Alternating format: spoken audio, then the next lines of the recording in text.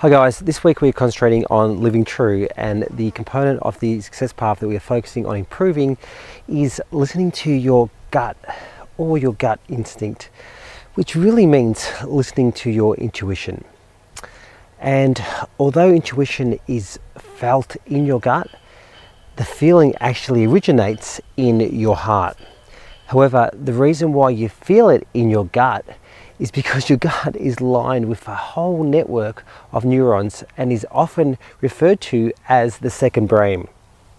It's known as the enteric nervous system, and it contains about 100 million neurons, which is more than the spinal cord and peripheral nervous system, but less than the brain.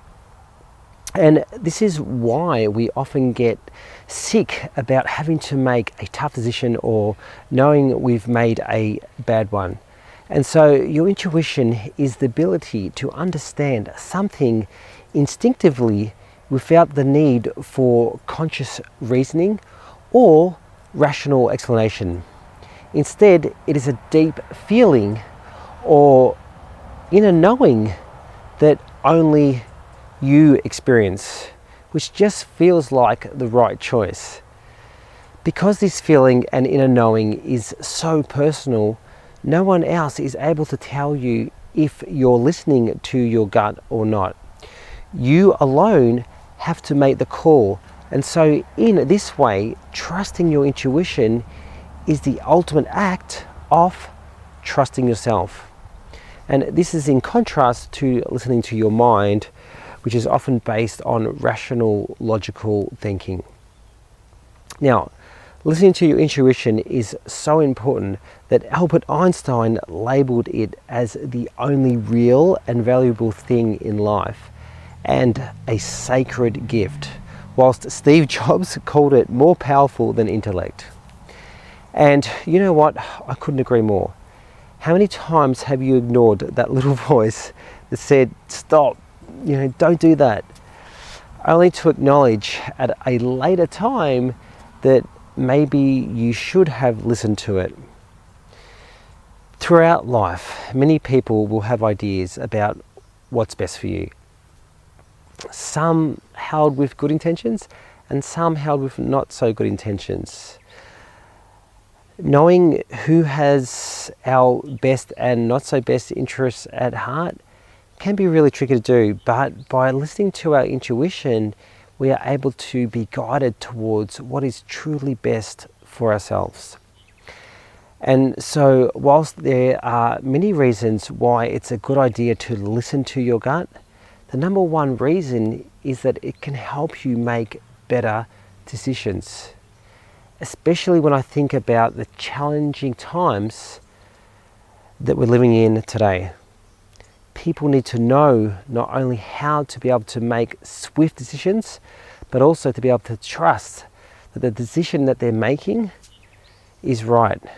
Think about it. How many of us have made a decision in which we begin to second guess ourselves later on?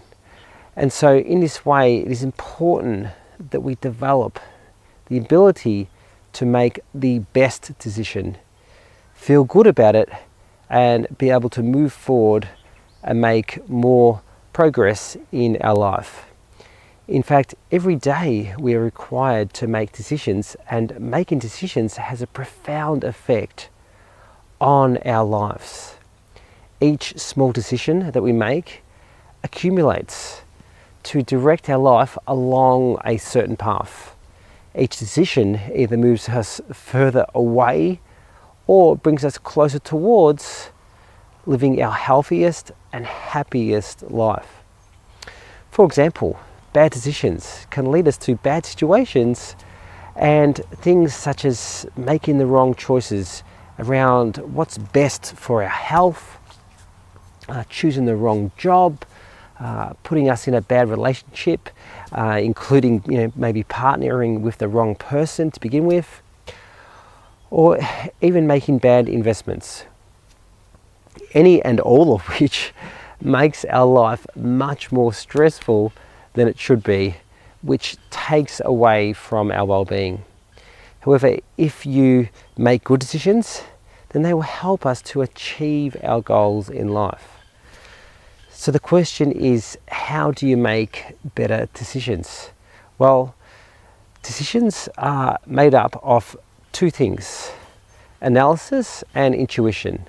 The analysis is just looking at all of the data and all of the facts.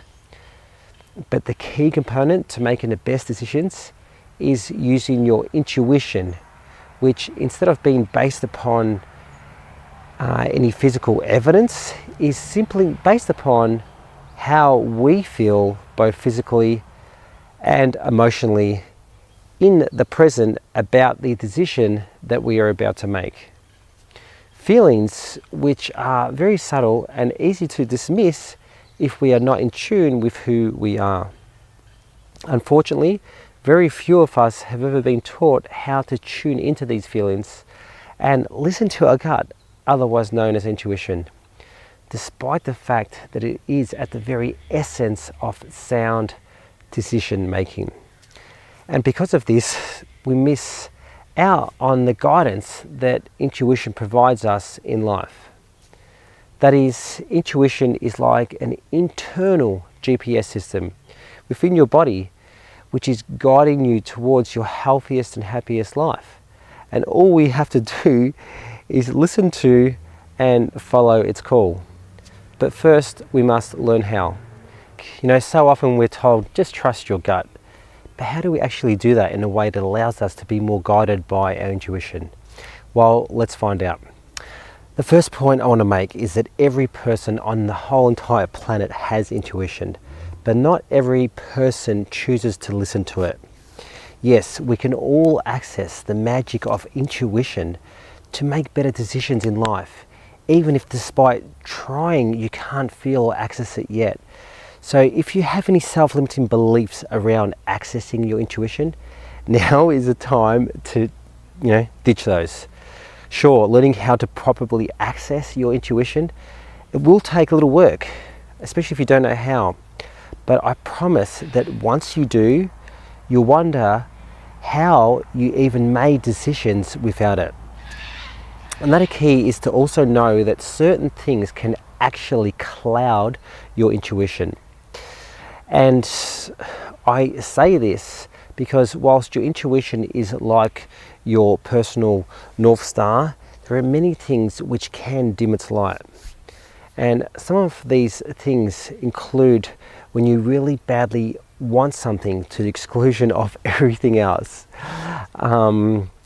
If you're overthinking, if you have any prejudice or unconscious bias, if you are seeking external approval of others in any way, and also if you've experienced any previous trauma or abuse in childhood in any shape or form, even if it might seem quite minuscule to you now. And so by becoming more aware of what these things are, you'll more easily be able to identify when you are headed in the wrong direction by not listening to your intuition. Because often we are not even aware that our intuition may in fact be clouded unless we catch it out. And so once you become aware of the different ways or things in which maybe clouding your intuition, then it's simply a matter of practicing the following steps that I'm about to tell you about to better hone your feeling of intuition in your body, so that you can better use it to guide you through important situations in life. Okay, so the first thing that you want to do is to slow down and clear your mind. Most of us live crazy busy lives these days, rushing from here to there. And this means that our minds are always racing. And since the body follows the mind, our bodies are often wound up too.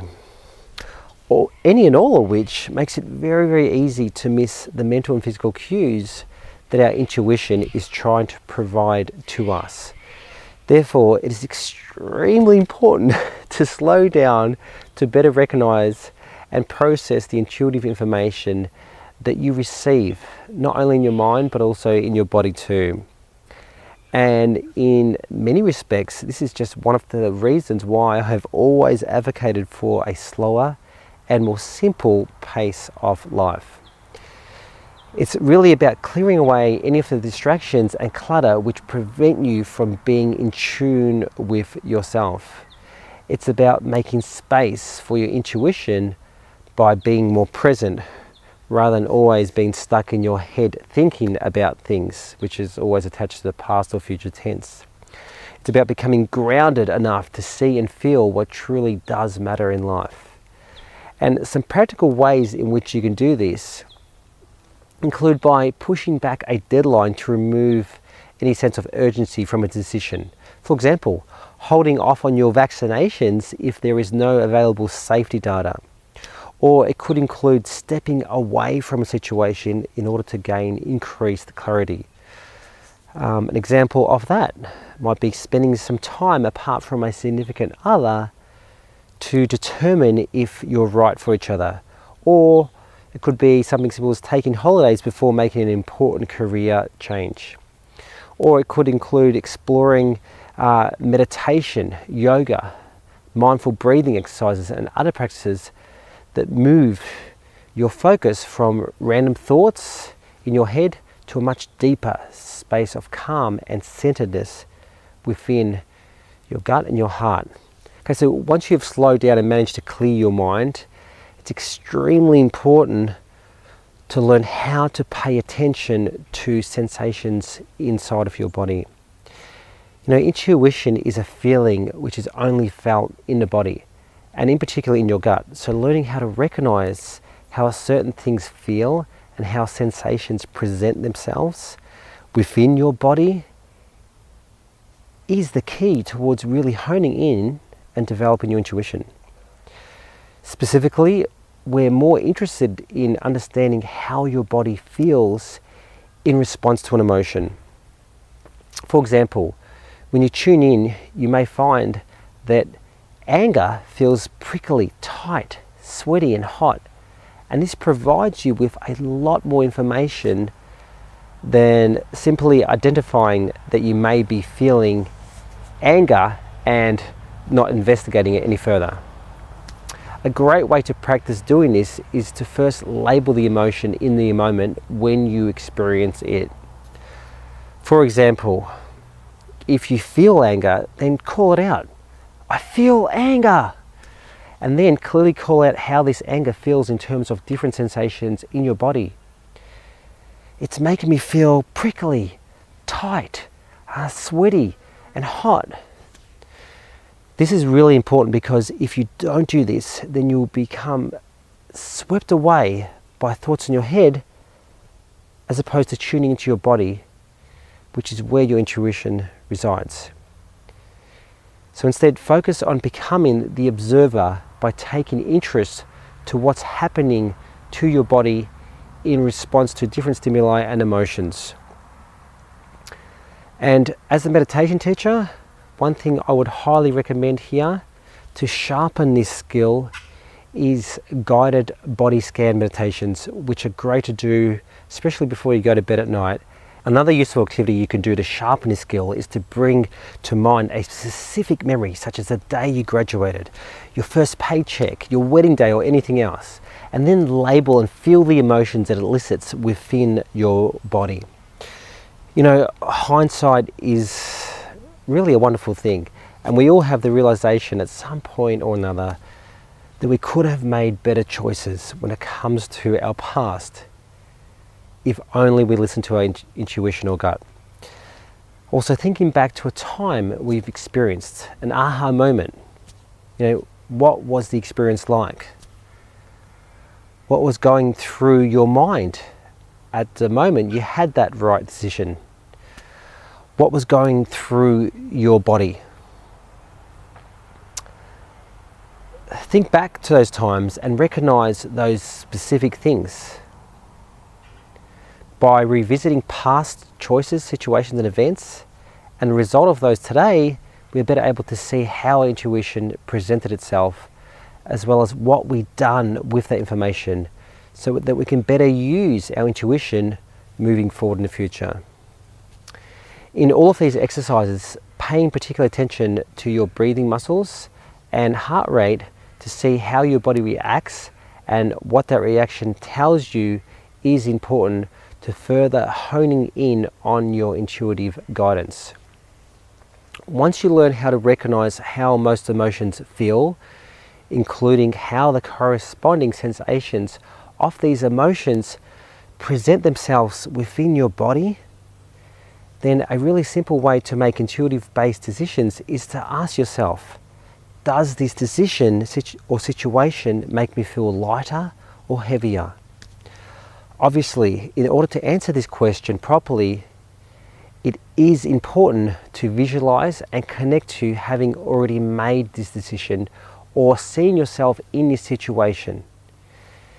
Now, if you feel lighter, then this indicates that there is less resistance, meaning that you've made the right decision, or that it has come from your gut or intuition.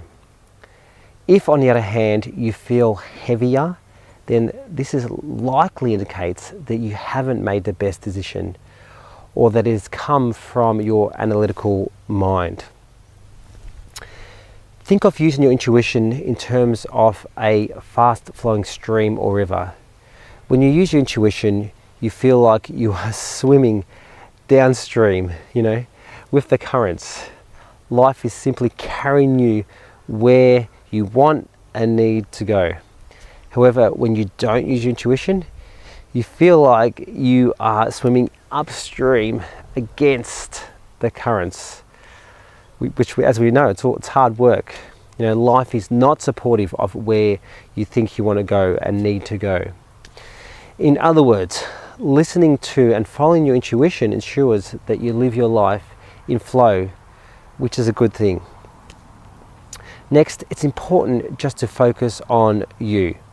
And you can do this simply by asking yourself, what do I really need here?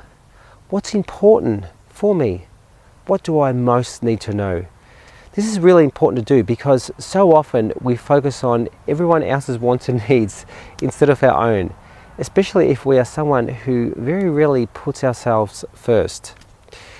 If you do find your focus shifting to other people and their needs, observe what you're doing and then purposefully return your attention back to being curious about what you need and want in this moment. I'm not suggesting that your intuition can't help others, because it can, but that's not what it's primarily for. Everyone has their own intuition for a reason, and their intuition knows what they need best for themselves, not your own intuition. Your intuition is part of your highest, wiser self, so make sure you use it by giving yourself full permission to ensure that the focus is squarely on you. To do so, it may be helpful to first go through the list of external factors which may be clouding your intuition, such as approval of others, so that you can acknowledge and put them aside for the moment. Once you've done that, then it's time to take action. I'm all about taking action. And so after you answer the question, what do I really need here? What's important for me? What do I most need to know right now? Then it's important to heed the call of your intuition and give yourself whatever it is you need.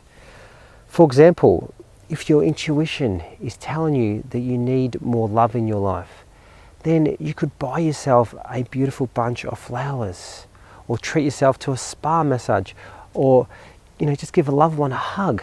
It doesn't matter if it's just something small. In fact, small steps are actually good in the beginning to gradually build trust with your intuitive or higher self, whom you may be becoming reacquainted with after an unhealthy relationship separated you some time ago, or in which you may even be meeting for the first time if you're someone who has up until now never really put yourself first or allowed yourself to live in alignment with who you really are. What's important is that you are listening to and following your intuition here. Remember, your intuition is just like any other muscle in your body. The more you use it, the stronger it becomes. In other words, You'll need to keep using it every day, not only to strengthen it, but because this is the nature of life. That is, life is dynamic and forever changing, and so are your circumstances and what you need from moment to moment. And the good news is that regardless of what happens in your life, intuition always knows what's best for you. And to access this in real time, all you have to do is repeat the process of tuning into your intuition that you've learnt here today. Slow down and clear your mind enough to pay attention to the sensations in your body. And use that information to listen to what your body is telling you, as well as asking, what you most need to know right now, and then just taking action on whatever it is your intuition tells you to do. Simple, hey? And so, as you can see, listening to your gut and intuition, it doesn't have to be complicated once you know how. And doing so is an essential attribute of living true, including living your healthiest and happiest life. So how often do you listen to your gut when it comes to making choices? Thanks for watching. Be sure to like, comment, share, and subscribe to learn more about the other essential attributes of staying in your best shape. And until next time, watch what you chew, do what you need to do, and always live true.